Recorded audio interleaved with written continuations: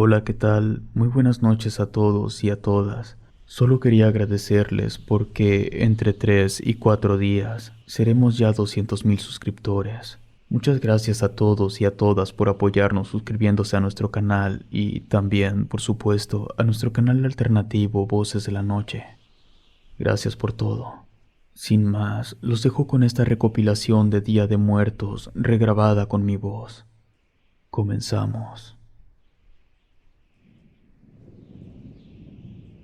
Nota de Ramiro Contreras. Cuando una persona se va, deja a sus allegados un hueco que nunca puede llenarse. Todos hemos perdido a alguien. La muerte es solo una extensión más allá del ciclo de la vida, por lo tanto es inevitable y muchas veces incomprendida por todos nosotros que seguimos en este mundo. En mi caso, la primer pérdida que sufrí ocurrió cuando yo todavía ni siquiera nacía. Mi hermana mayor, Angélica. Su tiempo aquí fue tan fugaz que ni siquiera mi madre tuvo la oportunidad de verla. Sabemos, por palabras de mi padre, que tenía un parecido a mis dos hermanos menores. Estoy completamente seguro que todos haríamos cualquier cosa con tal de tener un instante con esa persona que se nos fue. Es doloroso saber que ya no están. Querer contarles algo, hacerles una pregunta o simplemente verlos ahí en la cocina sentados tomándose un café. Pero estoy seguro que ellos no quieren ser recordados con dolor. En este día, sus almas pueden volver con nosotros y ese es motivo de celebración.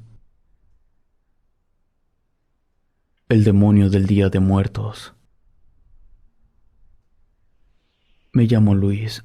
La historia que voy a compartir ocurrió hace muchísimo tiempo, cuando mis padres y mis hermanos mayores aún vivían. En aquel entonces yo vivía en el estado de Jalisco. Mi familia, desde tiempos de mi bisabuelo, había gozado del privilegio de poseer una gran fortuna. La historia de esa fortuna era muy peculiar.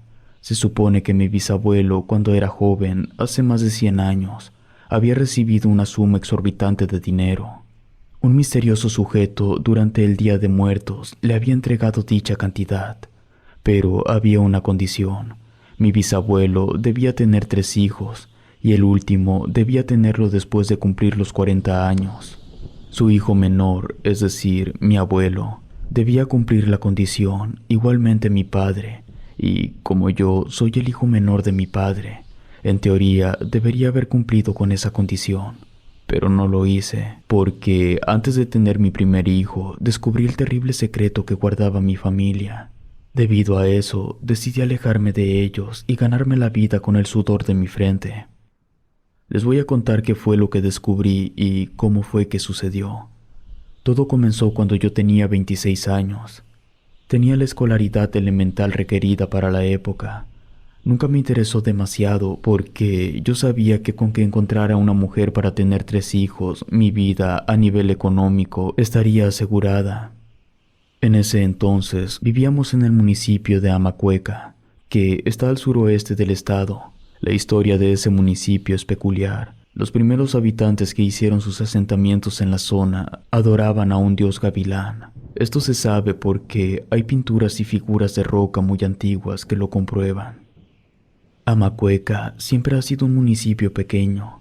En aquellos años había poco más de 4,000 familias viviendo ahí. Nuestra casa estaba cerca de la ladera de un cerro, no muy lejos de un arroyo. Cuando queríamos ir hasta allá para refrescarnos, debíamos cruzar un camino lleno de nopales. En más de una ocasión terminé con espinas enterradas en las piernas. Todos nuestros vecinos se dedicaban a la agricultura. Una tarde de octubre conocí a una chica. No era de ahí. Ella venía del municipio de Sayula, que estaba al oeste. Se llamaba Sofía. Nos entendimos muy bien y pasamos juntos el resto de la tarde. Cuando el día terminó, me dijo que yo podía ir a visitarla cuando quisiera, pero me advirtió que el lugar era muy vigilado, pues se trataba de una pequeña comunidad aislada en medio de un cerro. Se me hizo extraño que me dijera que el lugar en el que vivía estaba vigilado. De todos modos, eso no me importaba. Yo había quedado fascinado con Sofía, y por supuesto que le dije que iría a verla en poco tiempo. Pasaron 2 semanas y decidí ir a ver a Sofía. Salí temprano de la casa. Tendría que caminar 4 horas. Entonces salí a las 6 de la mañana. Para las 10 ya debía estar ahí. Y así tendríamos 9 horas para pasear antes de que yo tuviera que caminar de regreso, que sería a las 7 de la noche. Decidí primero bajar a la 401 y de ahí irme por toda la orilla de la laguna de Sayula. Ya que llegué a la ciudad, me fui hasta la Capilla Cruz del Sacrificio. Cuando estaba cerca del sitio, en efecto, me encontré con que el lugar estaba siendo vigilado por personas armadas. En ese momento pensé en dar la vuelta, pero 2 de esas personas me interceptaron. Querían saber qué era lo que yo estaba haciendo en el lugar. Les dije que estaba ahí para ver a Sofía, que ella me había invitado a visitarla. Ya que les describí cómo era ella, me llevaron hasta el lugar. Era una casa de madera enorme de 3 pisos.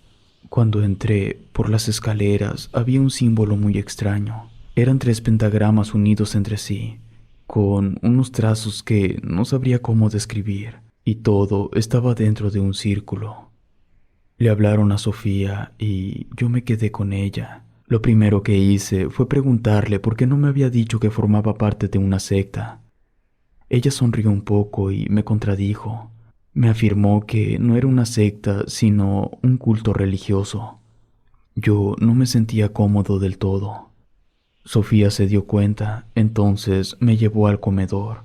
Dijo que en pocos minutos se serviría el almuerzo y que ahí me daría cuenta que todo estaba bien en el lugar. La mesa era grande. Había 22 sillas, 9 de cada lado y 2 en cada cabecera. Poco a poco fueron llegando otras personas a tomar asiento. Todos muy amables fueron a saludarme de mano, siempre con una sonrisa en la cara.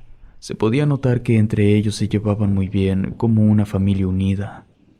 Sofía y yo estábamos sentados en una esquina de la mesa. Las 2 sillas de la cabecera fueron ocupadas por un niño y una niña. Las cabeceras del otro extremo fueron ocupadas por una pareja de ancianos. Ya que se llenó la mesa, se sirvieron los alimentos y jarras de bebidas. Aquello parecía un banquete digno de un rey, pero cuando yo me disponía a comer, Sofía me tomó de la mano y sin decir nada me señaló para que volteara a ver a los ancianos. Ellos empezaron a decir unas palabras en un idioma extraño. Cuando terminaron sus oraciones, pudimos comer. Al terminar, Sofía y yo salimos a caminar entre los árboles. Yo, aunque lo intenté, no pude evitar hacer preguntas sobre lo que ocurría ahí. Le pregunté varias cosas, como desde cuándo existía el culto, en qué creían, quién era el líder y cómo reclutaba miembros. Sofía, antes de contestarme, me llevó a un lugar que estaba más arriba en la sierra. En ese lugar había un gran árbol, y frente a este estaba un pozo profundo. Sofía me explicó que durante la Guerra de Independencia, un 1 de noviembre, había ocurrido un enfrentamiento ahí. Los que ganaron tenían la intención de enterrar a sus caídos frente a ese árbol, pero al momento de excavar, encontraron a un hombre con cabeza de gavilán. Ese hombre estaba vivo, pero encadenado. Les dijo que si lo liberaban, él haría que sus compañeros muertos regresaran a la vida. Corrieron el riesgo, liberaron al hombre con cabeza de gavilán, y, justo como se los prometió, revivió a los fallecidos. Era un milagro. En realidad, él era un ángel, que por alguna razón estaba prisionero en la tierra. Entonces, los soldados decidieron dejar la guerra y empezar a servirle al ángel, y así fue que nació el culto. Ellos sabían de la existencia de Dios, pero no lo veneraban porque el ángel no lo permitía. Solo permitía que lo adoraran a él. Los miembros solo eran los descendientes de aquellos 20 soldados. No tenían ninguna intención de hacer crecer el culto. De hecho, por norma, no podían sobrepasar los 60 integrantes, porque esa era la cantidad de gente que podía vivir dentro de la gran casa. Y en cuanto al líder, me dijo que era el ángel, pero ya no podía decirme más sobre el ángel porque lo tenía prohibido. Yo pregunté qué pasaba si tenía la intención de unirme al culto. Sofía sonrió y me dijo que, como yo era externo, la única forma que se me permitiría colaborar con el culto sería juntándome con ella. Como tal, yo no sería parte del culto, pero tendría dos lazos unidos a él. El primero sería ella, y el segundo sería un pequeño sacrificio que tendríamos que hacer ambos, y que, al aceptar realizar el sacrificio, el ángel nos daría la bendición de la prosperidad. Le pregunté qué tipo de sacrificio, y me dijo que esa duda solo me la podría aclarar el ángel, que tendría que hablar con él, pero que solo podía hacerlo durante el Día de Muertos. Este era el único día del año que el ángel recibía gente. Lo siguiente que me dijo me dejó preocupado. Resulta que el supuesto ángel aún vivía y estaba en el tercer piso de la casa, pero la única forma en la que yo podría subir sería exclusivamente para hablar sobre la opción de llevármela y del sacrificio que eso incluía. Le comenté a Sofía que, como faltaba una semana, primero lo hablaría con mis padres y luego haríamos lo demás. Luego de un rato volví a casa. Mi intención era no regresar jamás. Para mí, en ese lugar, vivían un montón de locos. Estando en mi casa durante la cena, comenté que había ido a visitar a una muchacha que había conocido en el Festival de la Pitaya. Les dije que ella era de Sayula. Mi madre se puso seria, pero en cuanto dije exactamente dónde vivía, mi madre casi se atraganta con la comida. Yo me levanté rápido para servirle un poco de agua. Cuando pasó el susto, mi padre me habló con voz firme y me dijo que tenía prohibido volver a ver a esa chica. Yo traté de hacer que me diera un motivo, pero no quiso hablar. Sus últimas palabras fueron: "No vas a volver, es una orden". Me levanté de la mesa muy molesto. Nunca me gustó que nadie me diera órdenes, ni siquiera mis padres. Estando en mi cuarto, me puse a pensar que la reacción que habían tenido mis padres era muy extraña. Me dio la impresión de que ellos sabían más que yo sobre lo que pasaba con la gente de ese culto. Entonces, aunque ya había decidido no volver, cambié de parecer. Quería averiguar qué era lo que mis padres sabían.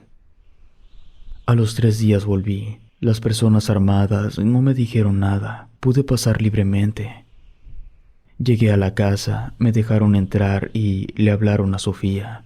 Ella estaba feliz de verme. En esa ocasión llegué un poco más tarde, 1 o 2 horas. Para cuando yo llegué, habían comido. Salimos a dar una vuelta. Ella quería saber qué habían dicho mis padres. Yo le dije que estaban de acuerdo, que ellos ya estaban preparando todo. Y mientras tanto, le dije que a mí me gustaría saber más acerca del culto. Me dijo que los 3 pentagramas, como tal, no era un símbolo con un significado específico. Más bien, era una marca que el ángel tenía grabada en su espalda. Y me aclaró que, aunque parecieran 3 pentagramas, no lo eran, sino que ahí decía el nombre del ángel. Estaba escrito en el lenguaje de los ángeles. Me daba la impresión que ellos sabían detalles demasiado específicos sobre ese supuesto ángel. Me llegué a plantear la posibilidad de que realmente hubiera una criatura sobrenatural viviendo en el tercer piso de esa casa. Luego de unas cuantas horas, volví a casa. En el camino de regreso, compré algo que les había dicho a mis padres, y de esa forma no sospecharan nada. Luego de unas cuantas horas, volví a casa. Pasaron 4 días, llegó el Día de Muertos y entonces volví con toda la intención de llegar al fondo de todo. Sofía me recibió. Le inventé que mis padres ya tenían todo listo y que quería llevármela lo más pronto posible. Ella estaba feliz. Me llevó al comedor y me dijo que ahí la esperara. Yo me senté un momento. De pronto, una muchacha más grande que yo se acercó al comedor a servirse un poco de agua. Así como no queriendo que nadie se diera cuenta, me dijo entre dientes que tenía que huir de ahí, porque si no, terminaría entregándole mi vida al demonio. Luego me sonrió de manera muy amistosa y se alejó. Empecé a ponerme nervioso. Dentro de mi cabeza, todas las señales de alerta empezaron a sonar con fuerza, pero antes de que reaccionara y saliera huyendo, Sofía y uno de los ancianos llegaron al comedor y se sentaron frente a mí. El anciano me preguntó si yo estaba completamente seguro de querer llevarme a Sofía y le dije que sí. El anciano dio un aplauso y, con una cara de increíble felicidad, me dijo que lo siguiera para pedir permiso al líder supremo. El anciano y yo nos levantamos de nuestros asientos y caminamos hacia la escalera. Al llegar al segundo piso, las piernas me flaquearon. Había más personas, cuartos y áreas comunes.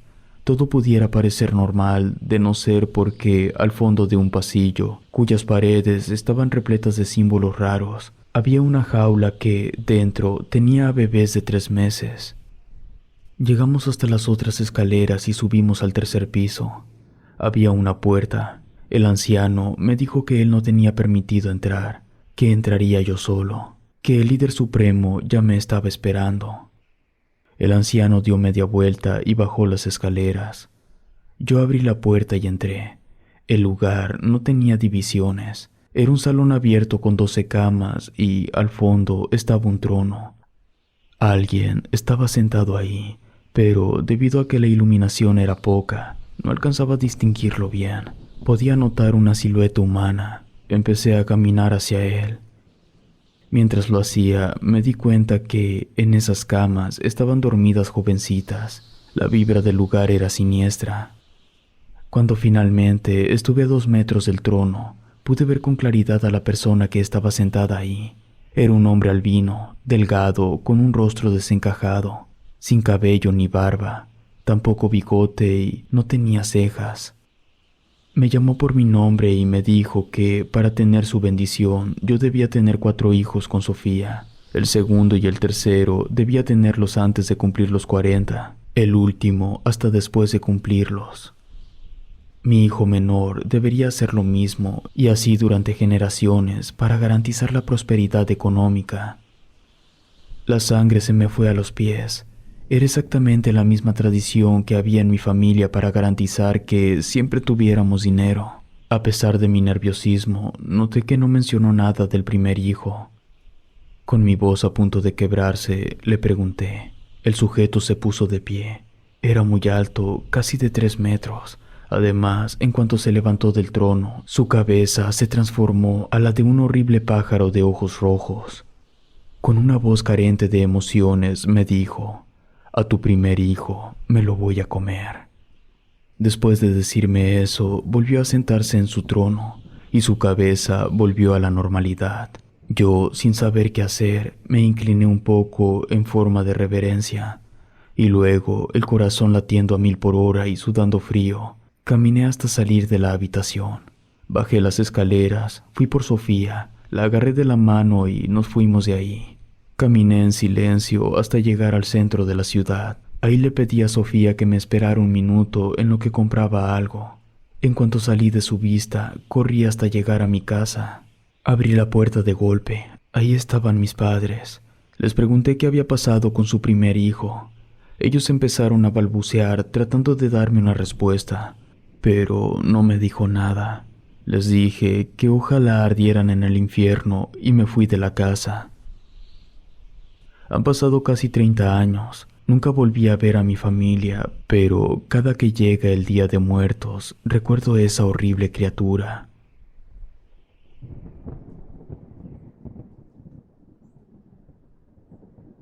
Brujas y muertos. Me llamo Juan, soy originario de Veracruz, de una comunidad en los alrededores de Catemaco. Fui criado por mis abuelos y lo que ocurrió fue que ellos me robaron de mis padres. Mis abuelos no eran malos. Mis padres ya tenían muchos hijos y todos pasaban hambre. Entonces, para que yo no sufriera, me llevaron con ellos sin que mis padres se dieran cuenta. Yo viví muy feliz con mis abuelos. No me criaron como si fuera su nieto, lo hicieron como si fuera su hijo. No me consentían y me regañaban cada que era necesario. Pero mientras yo me portara bien, ellos eran maravillosos. Fue por eso que nunca extrañaré a mis padres. Hasta la fecha no los conozco. Sé dónde viven ellos y también mis hermanos, pero jamás sentí la necesidad de incluirlos en mi vida, porque mis abuelos fueron la única familia que necesitaba. Mi abuelo era carpintero, trabajaba en casa y mi abuela dedicaba el 100% de su tiempo a atenderme. A partir de que yo cumplí 9 años, empecé a pasar tiempo con mi abuelo. Le ayudaba en sus trabajos de carpintería y mi abuela aprovechaba ese tiempo para descansar en su mecedora mientras tejía. A ella le gustaba mucho tejer manteles para la mesa. Cada mes cambiábamos de mantel y en todos los años que viví con ellos, jamás repetimos mantel.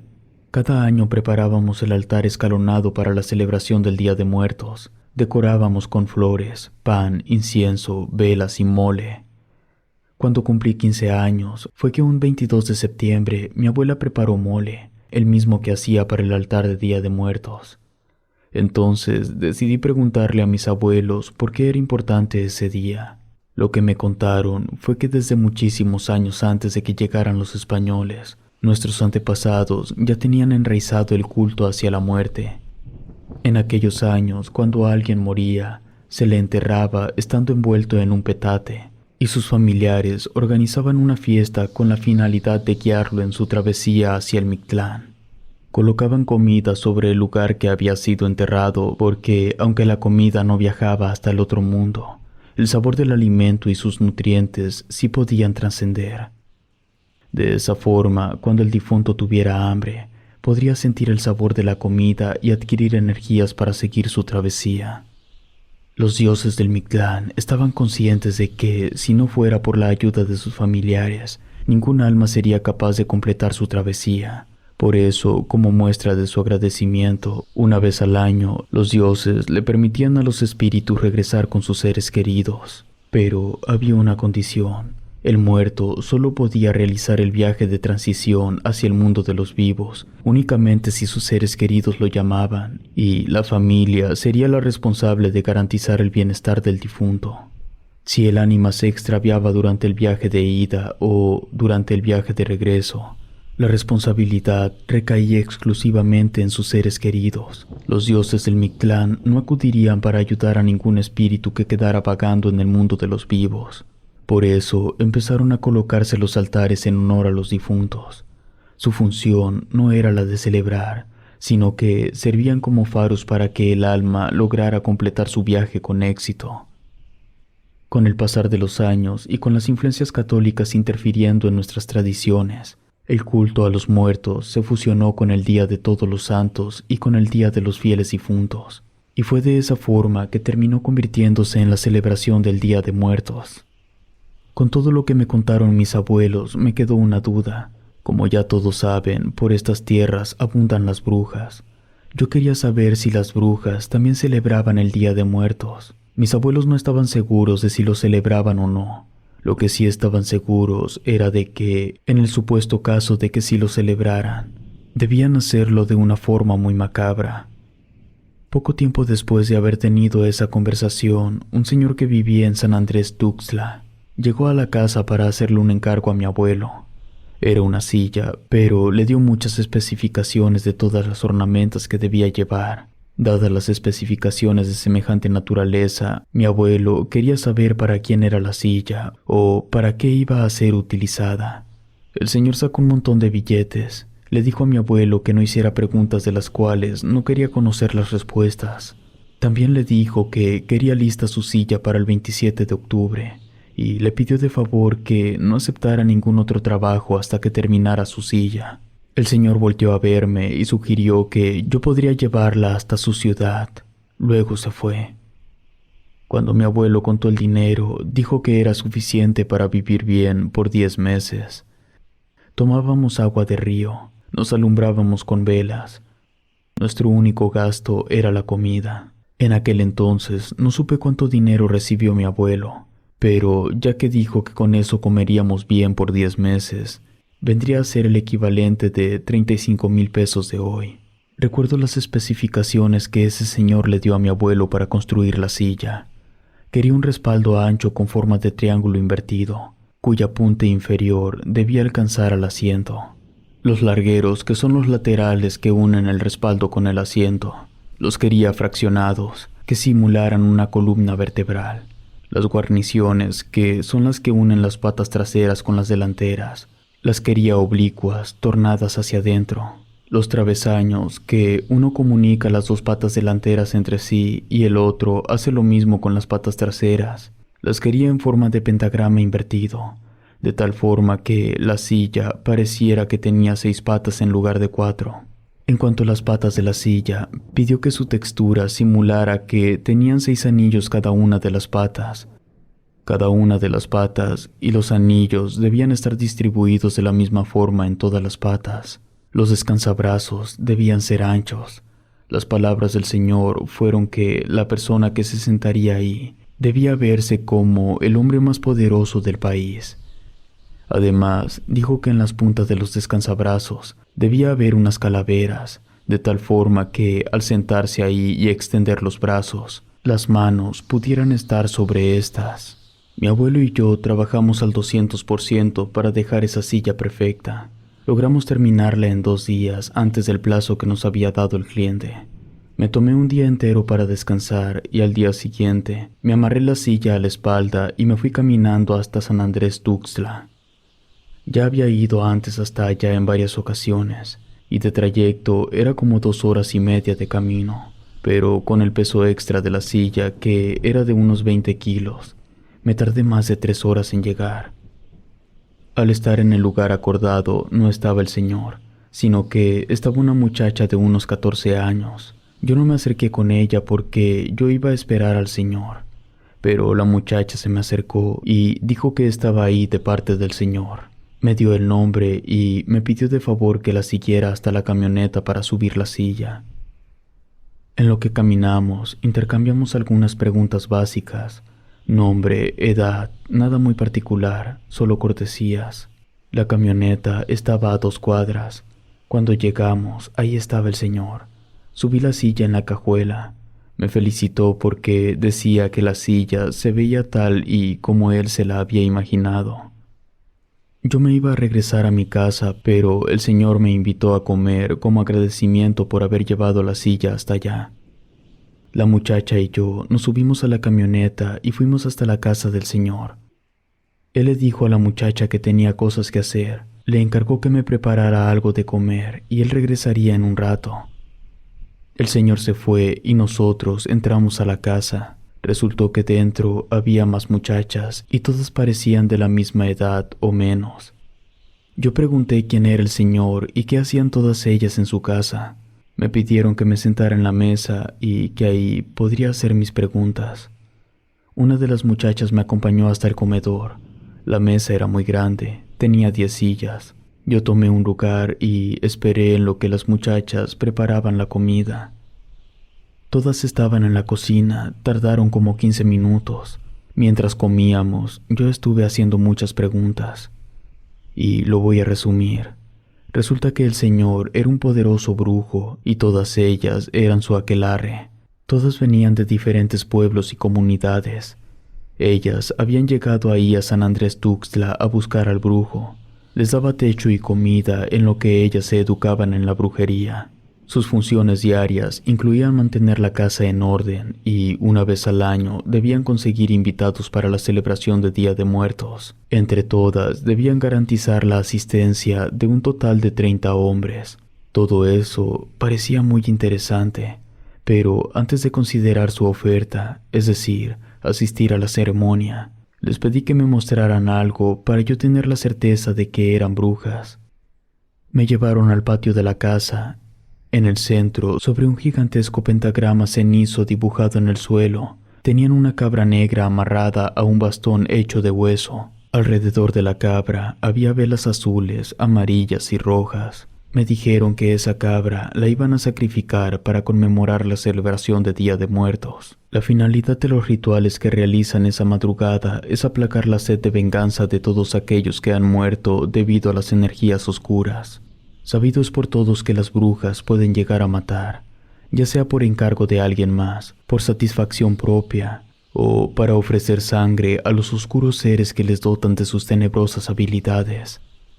Las almas de todas esas personas comienzan su viaje hasta nuestro mundo el 27 de octubre, para poder llegar el 2 de noviembre. La cuestión es que, según me contaron ellas, las almas de los que mueren debido a una bruja siguen siendo asoladas por el miedo y el sufrimiento. No importa que hayan logrado llegar al Mictlán. Esas almas, como no estaban en paz, no tenían permitido visitar a sus familias. Eso les ocasionaba mucho odio, lo cual podría ser muy peligroso para las brujas si no aprovechaban el Día de Muertos. Ellas hacían un ritual que les permitía ejecutar el llamamiento de los espíritus. En cuanto se manifestaban, ellas hacían otro ritual que era para absorber todas las vibras negativas de esas almas. Por todo lo que me dijeron, acepté estar presente en su celebración. Entonces llegó el señor. Se veía muy animado. Me dijo que ya podíamos irnos, que me acercaría hasta mi casa. Me despedí de las muchachas y nos fuimos. En el camino yo iba muy callado. El brujo me preguntó qué pensaba de la invitación. No supe qué contestarle. Entonces él, supongo yo, para que confiara en que no había ninguna trampa, me dijo algo que ninguna de las brujas sabía.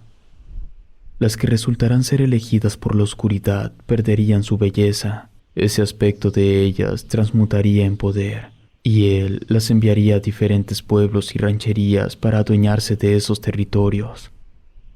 El brujo me aseguró que el único sacrificio que se haría sería el de la cabra. Ninguna persona saldría lastimada.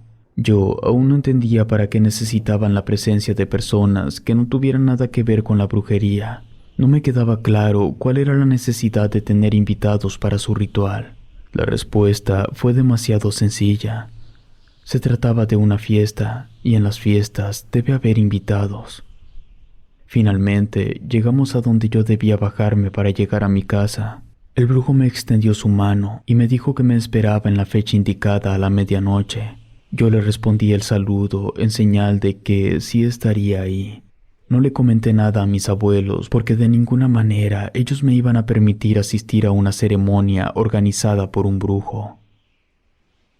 Estuve con mis abuelos en la cena del Día de Muertos.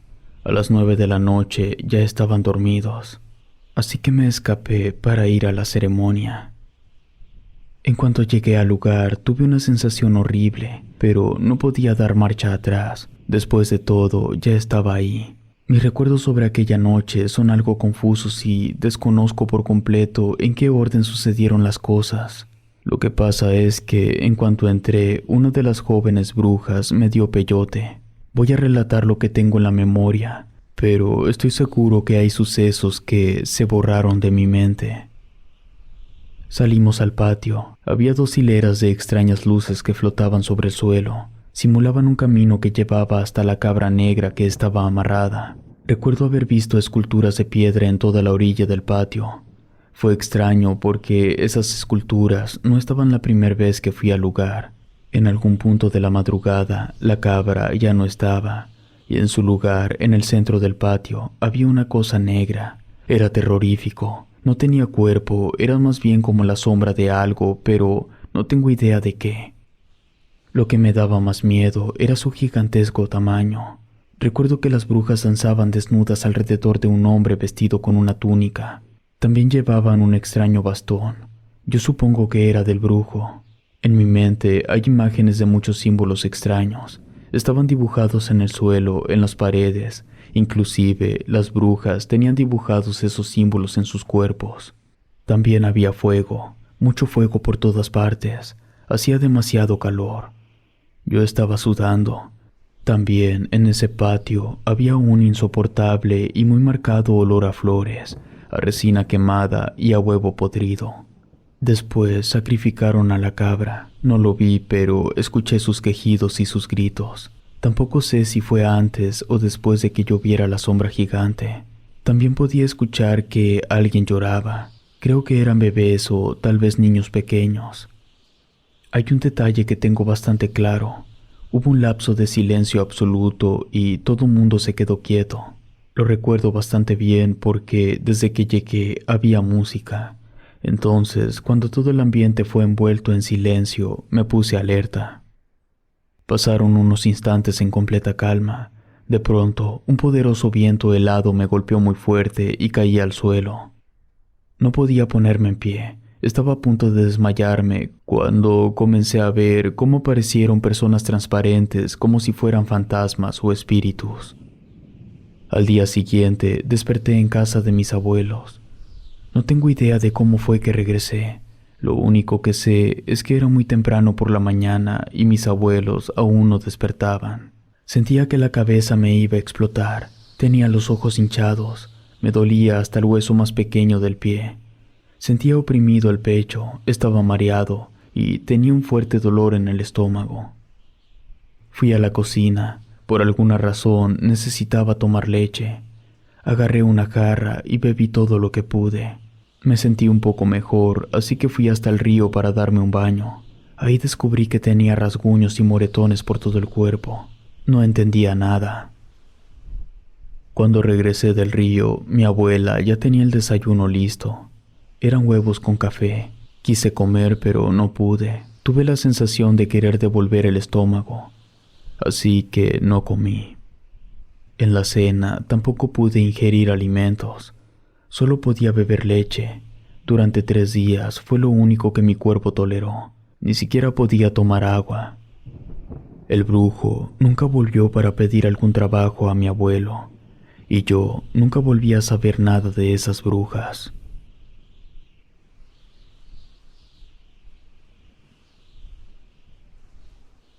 Mi pacto con la abuela. Nunca tuve una relación con mi abuela. De hecho, ni siquiera nos llevamos bien. Discutíamos cada que salían temas relacionados con sus creencias. Yo no la toleraba, y ella trataba de imponerme sus creencias. Nunca lo permití. Eso también me ocasionó problemas con otros miembros de la familia. Un día, la abuela murió. Para mí, no fue la gran cosa. Siendo honesto, no tengo recuerdos ni de un solo momento feliz con ella. Por eso, fui a su funeral más por compromiso que por ganas. Mi madre y 2 de mis tías me estuvieron presionando para que yo me disculpara con la abuela. Yo me negaba, haciendo énfasis en que ya estaba muerta. No importaba si me disculpaba o si no lo hacía. De todos modos, no podía escucharme. Ellas me dijeron que no debería hablar así de la abuela, que ella volvería durante el Día de Muertos y trataría de arreglar sus asuntos pendientes conmigo. Por lo tanto, según ellas, yo debía pedirle perdón para que no se me apareciera los primeros días de noviembre. Ella falleció a finales de septiembre. La insistencia de mi madre y mis tías era abrumadora. Les dije que el día que la abuela se apareciera en mi casa, ese día yo pasaría toda una noche en el cementerio en el que la enterraran. Mi madre estaba furiosa, entonces me dijo que tuviera los pantalones para pararme frente al féretro de la abuela y sellar el pacto que yo había propuesto. Caminé hasta el féretro y le hice la promesa, quedando así el pacto hecho. Los meses pasaron, faltaba una semana para el Día de Muertos. Estaba con unos amigos tomando y comiendo galletas. Entonces se nos ocurrió una terrible idea, pero en aquel momento nos pareció divertida. El amigo que era dueño de la casa en la que estábamos practicaba arquería. Entonces acordamos que cada uno dispararía una flecha, y el que la lanzara menos lejos pasaría toda la noche dentro del panteón más viejo de la ciudad. Uno que, por falta de espacio, había dejado de recibir nuevos cuerpos 2 años atrás. El ayuntamiento estaba realizando labores para volver a ponerlo en funcionamiento. Eso significaba que estaría cerrado y completamente solo durante el Día de Muertos. Además, se decía que ahí cerca se aparecía un payaso asesino. Al hacer los tiros, yo perdí. Así que yo tendría que pasar la noche del Día de Muertos dentro de ese panteón. Pero por estar cerrado, creí que no habría forma de entrar. Y lo que iba a hacer era simplemente fingir que entraba y al día siguiente decir que lo había hecho. Como mucho, tenía pensado brincarme la barda y quedarme ahí en la orilla. Pero por alguna razón que a día de hoy aún no logro entender, la noche del 31 de octubre, mientras me preparaba para dormir, el fantasma de mi difunta abuela se presentó en mi casa. Yo estaba acostado. Cuando volteé hacia la ventana, ella estaba ahí parada, mirándome. Se esfumó en un instante. Recordé el pacto que había hecho durante el funeral de mi abuela, donde yo había prometido pasar una noche en el cementerio que ella fuera enterrada. Entonces recordé el pacto que había hecho en el funeral. Quizá por caprichos del destino, o tal vez porque yo tenía muy mala suerte. Pero el panteón en el que había sido sepultada mi abuela era precisamente el mismo al que yo debía ir para cumplir por haber perdido el disparo de arco. La noche siguiente, mientras conducía hacia el panteón, iba pensando en que todo eso era una locura, pero aún así no podía retractarme. Llegué al cementerio, llevaba una linterna y una bolsa de galletas. Esa noche era fría y el viento soplaba de forma sutil. Bajé de mi auto y caminé hacia la entrada del panteón. Como era de esperarse, estaba cerrado. Se acercó un guardia y me preguntó qué se me ofrecía. Le pregunté cuánto dinero tendría que darle para que me dejara entrar. El guardia se rió. Quería saber cuál era el motivo que yo tenía para querer entrar al cementerio. Le dije que por motivos personales debía pasar toda la noche dentro. El guardia abrió la puerta. Me dijo que si lograba estar más de 2 horas ahí dentro, no me cobraría nada.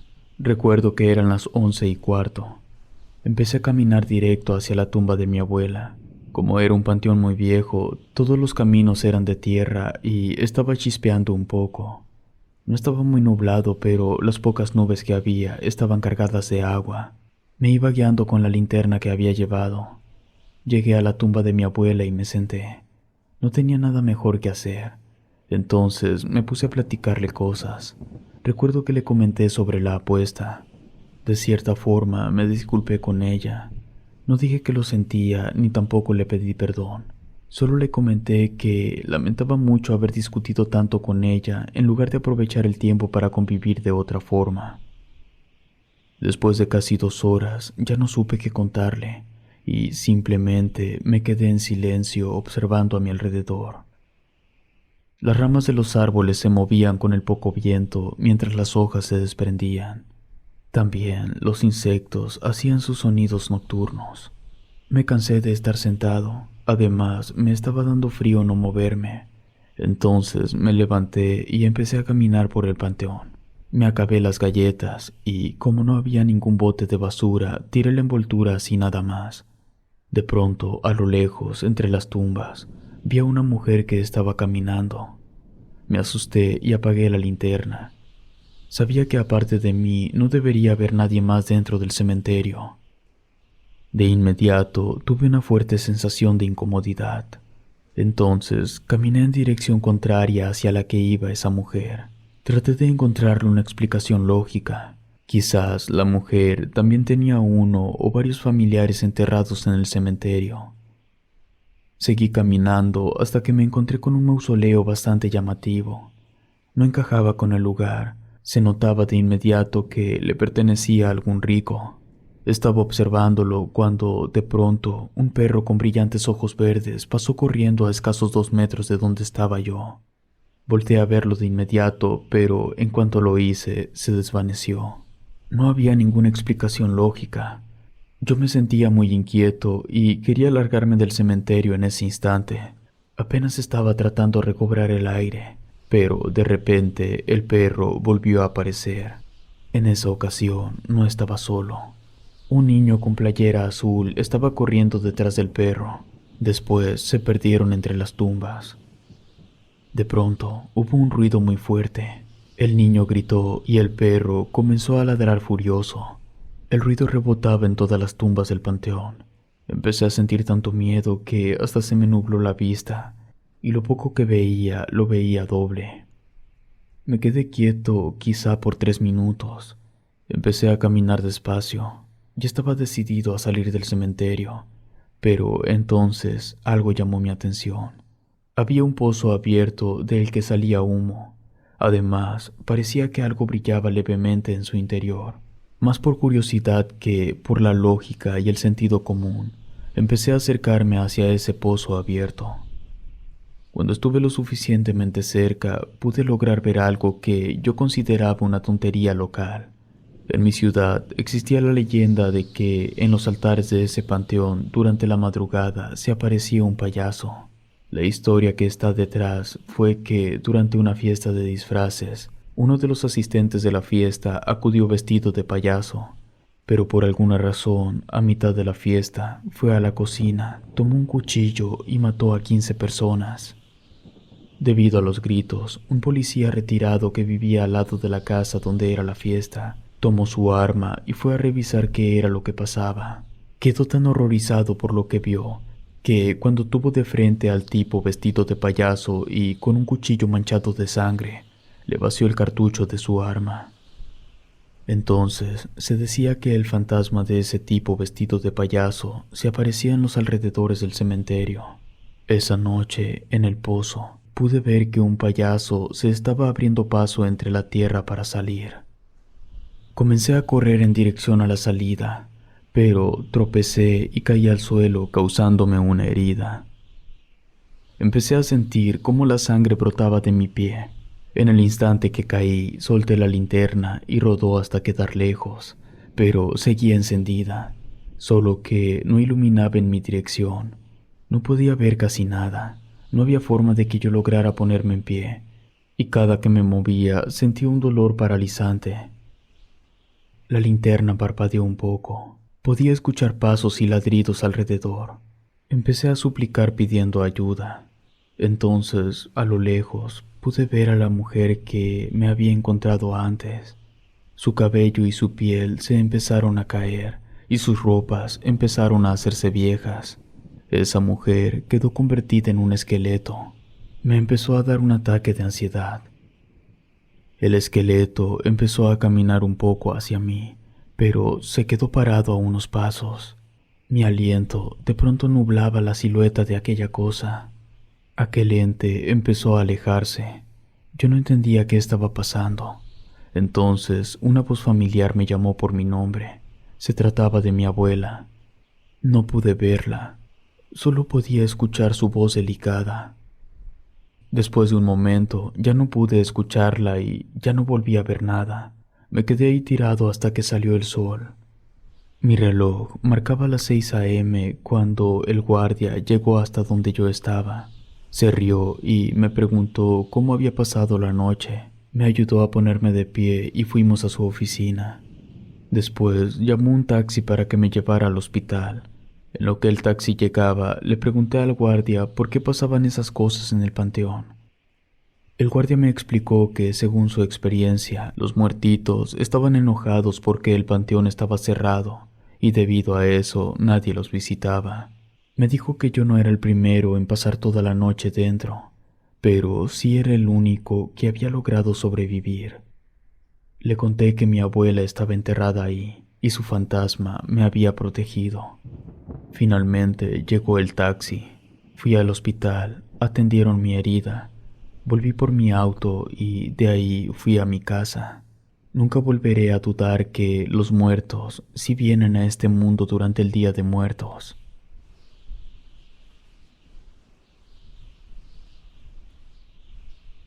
La reunión. Durante 15 años estuve trabajando en una funeraria. Los dedos de ambas manos no son suficientes para poder contar las veces que tuve que atestiguar situaciones que, a todas luces, escapaban de cualquier tipo de explicación posible. Pero fue gracias a ese empleo que pude conocer a la mujer con la que me casaría. Ella trabajaba llevando la contabilidad del negocio. Recuerdo perfectamente bien que nos conocimos el 3 de noviembre. Fue durante una pequeña reunión que organizó el dueño de la funeraria. El motivo de la reunión era para informarnos que, a pesar de que aún faltaban algunos días para terminar el mes, ya habíamos superado el récord de ventas de servicios desde que había sido inaugurada la funeraria 30 años atrás.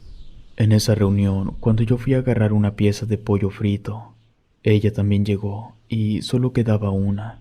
Cruzamos miradas y le dije que ella tomara la pieza de pollo.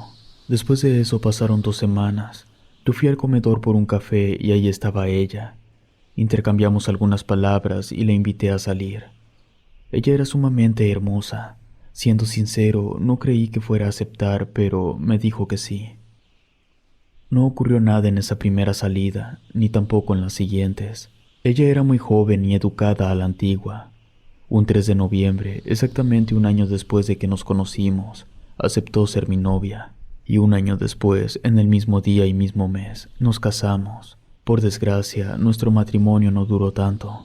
Íbamos a celebrar nuestro segundo aniversario. Yo había hecho la reservación en un restaurante. Había comprado una buena botella de vino blanco. Tenía listas las velas y un gran ramo de flores. Eran lirios de color naranja. Solo faltaba que ella llegara, pero nunca ocurrió. Pasadas las 11 de la noche recibí una llamada.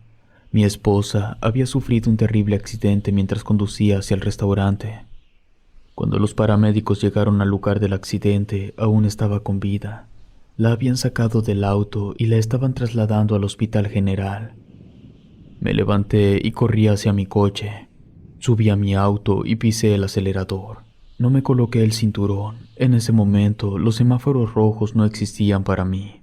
Debido a eso, una camioneta de la policía municipal empezó a seguirme. Inclusive me señaló que me detuviera, pero yo no podía hacer eso. Tenía que llegar al hospital con mi esposa. Esos 3 minutos que tardé en llegar mientras la policía me perseguía se me hicieron eternos. Cuando estuve frente al hospital, simplemente detuve el auto. No lo estacioné, solo lo apagué y bajé corriendo. Pero antes de que pudiera llegar a la puerta, un policía me interceptó y me tumbó al suelo. Luché por liberarme, pero no era posible. Desesperado, comencé a gritarle que mi esposa estaba en el hospital y que había sufrido un accidente. El policía, al escuchar eso, me soltó. Me acerqué a ventanilla, pregunté por mi esposa y me dijeron dónde la tenían. Sentía que el corazón se me iba a salir por la garganta. Finalmente llegué donde estaba mi esposa. Con ella estaba un doctor. Ya era demasiado tarde. Había muerto 5 segundos antes de que yo llegara.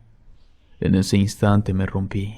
Abracé y besé a mi esposa. Le supliqué que no se muriera. Le imploré que no me dejara. Yo solo quería un instante para poder despedirme de ella.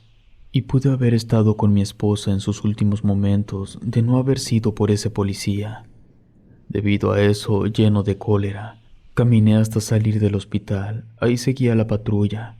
El policía, en cuanto me vio, bajó para intentar disculparse, pero yo me lancé sobre él. El otro policía bajó de inmediato y me neutralizó, pero esos pocos segundos fueron suficientes para que yo golpeara de gravedad a su compañero. Fui esposado y llevado a la estación. Ahí pasé la noche encerrado. Por la mañana, el jefe de la policía fue a verme. Me dijo que lo que yo había hecho ameritaba 2 años de cárcel y que los iba a cumplir, pero que, dada mi situación, me otorgarían 3 días para sepultar a mi esposa. Hice los arreglos para que el velorio fuera en la funeraria donde ambos trabajábamos.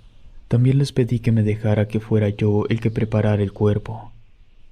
Manipular el cuerpo de mi esposa, ya estando muerta, fue por mucho la experiencia más terrible que experimenté trabajando en la funeraria. Nada de lo que hubiera pasado antes se le asemeja. Sentir su cuerpo frío, verla sin vida, hizo que casi me volviera loco. Se llevó a cabo el sepelio y después el entierro. Con cada palada de tierra que caía sobre el féretro de mi esposa, un pedazo de mi alma crujía. Las últimas horas que me quedaban las utilicé para ir a casa y regar los lirios que ella tenía en nuestro patio. Ahí dejé el auto y yo me fui en taxi hasta la estación de policía. Los 2 años que estuve en la cárcel no fueron nada en comparación con la muerte de mi esposa. Cuando salí, lo primero que hice fue buscar un trabajo para sobrevivir. Pasaron los meses y llegó nuevamente el 3 de noviembre, el mismo día que había conocido a mi esposa. El mismo día que nos habíamos casado y también el mismo día que ella murió. Estuve despierto desde el primer segundo de ese día, esperando a que dieran las 11:03 de la noche, que había sido la hora en la que había recibido la llamada que mi mujer había sufrido un accidente. Yo me encontraba ansioso, con las llaves del auto en una mano y una botella de whisky en la otra. En cuanto el reloj marcó la hora, subí a mi auto. Conduje hasta un barranco. No podía más, la tristeza me estaba consumiendo lentamente. Lo estuve pensando unos minutos, entonces lo decidí. Cerré los ojos y avancé para caer por el barranco. Mi vista se volvió completamente negra. Era la nada absoluta, sin ruido, sin túnel. Fue como si todo el universo desapareciera en tan solo un instante. Pero de pronto empecé a escuchar voces. Ninguna me resultaba familiar. Al principio no distinguía qué estaban diciendo, pero poco a poco todo se volvió nítido. Entonces abrí los ojos. Estaba en un hospital. Intentaba hablar, pero las palabras no salían de mi boca. Me esforcé un poco más y pregunté qué había pasado. El doctor me respondió que era 7 de noviembre, que yo había estado inconsciente por días y que inclusive había muerto por 14 segundos. Pasaron los meses. Cuando llegó el Día de Muertos del siguiente año, yo preparé el altar para mi difunta esposa. Cuando dieron las 11:03, empecé a sentir que algo dentro de mí había cambiado, pero no sabía qué era. Mis manos se entumecían por momentos. Cada cierta cantidad de pasos tenía la sensación de que mis pies no tocaban el suelo. Era como si el suelo desapareciera. Creí que todo se debía a la experiencia tan cercana que había tenido con la muerte, y mi cerebro aún estaba nervioso, confundido o algo similar. Recuerdo haber visto el reloj que tenía al lado de la puerta. Marcaba las 11:30. Saqué una botella y le di un gran trago, pero no pude distinguir el amargo sabor del alcohol. Eso me conmocionó. Volví a dar otro trago, uno más grande, pero nada. Fui al refrigerador y agarré lo primero que alcancé. Era una botella de vino. Bebí, pero aunque sí notaba sabores a fruta, no podía sentir el alcohol. Empecé a entrar en pánico. Dejé caer la botella al suelo y subí corriendo al baño de arriba. Ahí siempre tenía una botella de alcohol etílico. Lo bebí, me acabé todo el líquido y no me supo a nada. Tampoco me sentía mareado. Salí corriendo de mi casa. Necesitaba tomar aire. Entonces, antes de llegar a la esquina, un niño me detuvo y me preguntó si yo podía ayudarlo. Le aclaré al niño que no tenía dinero, que buscara a otra persona. Quise sacarle la vuelta, pero el niño se volvió a parar frente a mí y me dijo que no podía buscar a nadie más, porque solo yo podía ayudarlo. Dejé de pensar en mis problemas y le puse atención al niño. Le pregunté el por qué. Todavía se me pone la piel de gallina al recordar sus palabras. El niño me respondió: «Es que tú eres el único que puede verme». En ese momento la sangre se me fue hasta los pies. Entendí que ese día era el de los espíritus de los niños muertos, y al día siguiente llegaban los adultos. Al ver que ya eran las 12, era el 2 de noviembre. Me olvidé del niño, me di media vuelta y corrí de regreso hasta llegar a mi casa. Y, aunque fue solo por unos breves segundos, al abrir la puerta, vi a mi mujer sentada en la sala. Si te gustó este relato, por favor suscríbete activando la campanita de notificación. Muchas gracias por tu apoyo. Relatos escritos y adaptados por Ramiro Contreras.